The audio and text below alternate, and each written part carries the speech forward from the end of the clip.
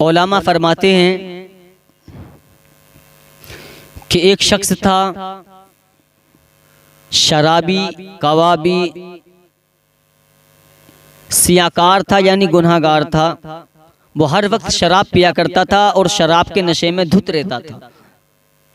پوری بستی کو معلوم تھا کہ یہ گناہ گار ہے، سیاکار ہے، شرابی ہے۔ لوگوں کی نگاہوں میں اس نے کوئی نیکی نہ کی تھی، کوئی نیکی نہ کی تھی۔ پیارے دوستو، اس کا انتقال ہوا، پوری بستی میں شہرا ہو گیا کہ فلاں شخص کا انتقال ہو گیا ہے، فلاں شخص کا انتقال ہو گیا ہے، وہ دنیا سے رخصت ہو گیا ہے۔ لیکن جو بستی کے لوگ تھے اسے کوئی بھی غسل دینے تیار نہیں تھا۔ ایک اس شرابی کی ایک جوان بیٹی تھی۔ پیارے مسلمانوں، جوان بیٹی تھی، اب اس کا انتقال ہوا، اس کی بیٹی رو رہی تھی اور اس کے گھر میں کوئی نہیں تھا،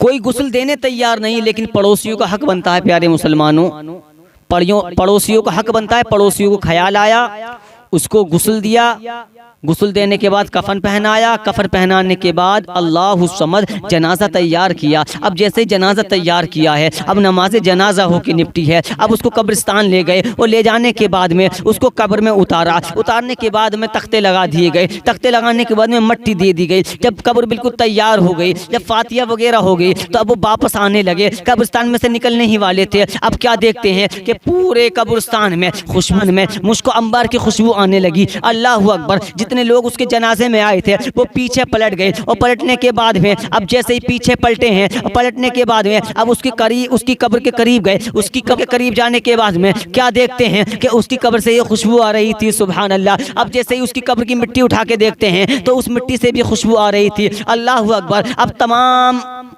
تمام لوگوں میں ہنگامہ ہو جاتا ہے کہ یہ تو گناہ گار تھا، سیاکار تھا، لیکن جو اس میں سے سمجھدار تھا وہ بولا ایسی بات نہیں ہے، چلو اس کے گھر چلتے ہیں، اس کی بیٹی سے پوچھتے ہیں اس کا ایسا کون سا عمل تھا جو اللہ تعالیٰ نے اپنی بارگاہ میں قبول فرما لیا ہے۔ وہ قبول ایسا فرمایا ہے کہ جیسے ہم نے اس کو قبر میں رکھ دیا ہے، اس کی قبر سے خوشبو آ رہی ہے۔ اللہ الصمد! اب جیسے شرابی کے گھر پر آئے ہیں، آنے کے بعد میں دستک دی ہے، اس کی جوان بیٹی آئی ہے، کہنے لگے بیٹی بتا تو صحیح تیرا باپ کون سا اچھا عمل کرتا تھا؟ کہا کیا ہوا؟ کہا جیسے ہم نے تیرے باپ کو قبر میں رکھا ہے اور رکھنے کے بعد میں تختے لگائے ہیں، پھر مٹی دی ہے، اور مٹی دینے کے بعد میں ہم قبرستان سے نکلنے ہی والے تھے کہ کیا دیکھتے ہیں کہ پوری قبر تیرے باپ کی خوشبو سے مہکنے لگی، پورے قبرستان میں مشک و عنبر کی خوشبو آنے لگی۔ اللہ اکبر! اس کی بیٹی کہتی ہے مجھے اور تو کچھ معلوم نہیں، لیکن ایک بات معلوم ہے، وہ جو قرآن سامنے رکھا ہے، اس نے انگلی کا اشارہ کیا، وہ جو قرآن شریف رکھا ہے، میرا باپ صبح کا سویرا ہوتا تھا، اچھے سے غسل کرتا تھا، پھر نہاتا تھا، پاک صاف ہونے کے بعد میں اس قرآن شریف کے دھورے جاتا تھا، اور جانے کے بعد میں اس قرآن شریف کو اٹھاتا تھا اور آنکھوں سے لگا کر چومتا تھا، کبھی اس کو بوسہ دیتا تھا اور آنکھوں سے لگا کر پھر رکھ دیتا تھا، اور پھر دعا کرتا تھا اے پروردگار عالم کاش میں قرآن شریف پڑھا ہوا ہوتا، اے پروردگار عالم